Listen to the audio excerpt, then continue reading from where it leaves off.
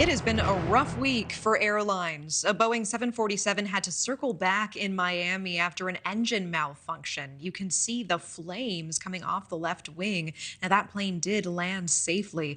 That same day, an American Eagle flight slid off the runway at Frederick Douglass Airport in Rochester, New York. All 50 passengers and 3 crew members are okay. Heavy ice and snow was falling in that region. Then on Friday, a Southern Airways Express flight was forced to make an emergency landing shortly after takeoff. The pilot set that Cessna aircraft down right on the road to the airport. No one was injured, thankfully. All of this comes as the FAA and NTSB are still investigating Boeing after that door plug was sucked out 16,000 feet in the air 2 weeks ago. All 737 MAX 9s are grounded, forcing hundreds of flight cancellations and quality concerns. Let's bring in retired American Airlines captain Richard Levy. Richard, thanks so much for joining us tonight. Hi, Natasha. Good evening.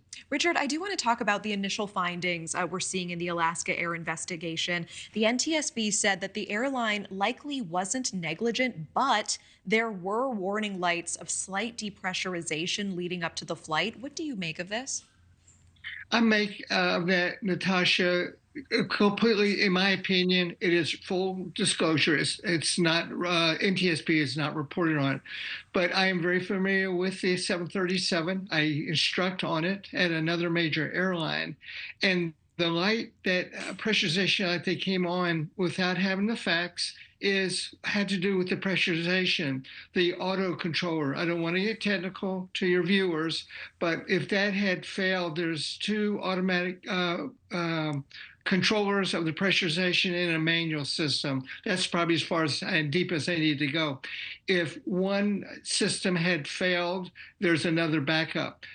Did that have anything to do with this fuselage plug door rushing out of the airplane? In my opinion, absolutely not. Okay, so just because there were warning lights saying there's slight depressurization before the flight, that doesn't mean that different action should have been taken or that they should have known that a door plug was going to be blown out at mid-flight. No, unrelated, Okay. In my opinion. Unrelated. I appreciate it. You know, on Thursday and Friday, one plane skids off the runway, another makes an emergency landing right after takeoff. It's a bad week for air travel right now. Just a coincidence? What's going on?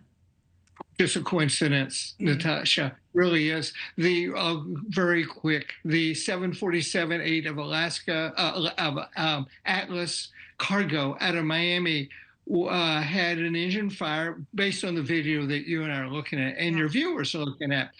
We have to run a checklist then. We have to run a fire checklist, shut the engine down, work together as a team, and notify air traffic control, the company, and land the airplane. They did it successfully. Yes, that is catches attention with the flames coming out.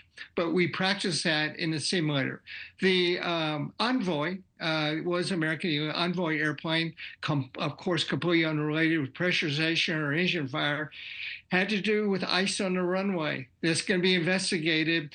Was the braking action, that's what we call it in the terminology, in the aviation, was it sufficient to stop the airplane? Where did the airplane touch down? What was the airspeed? That will be looked at.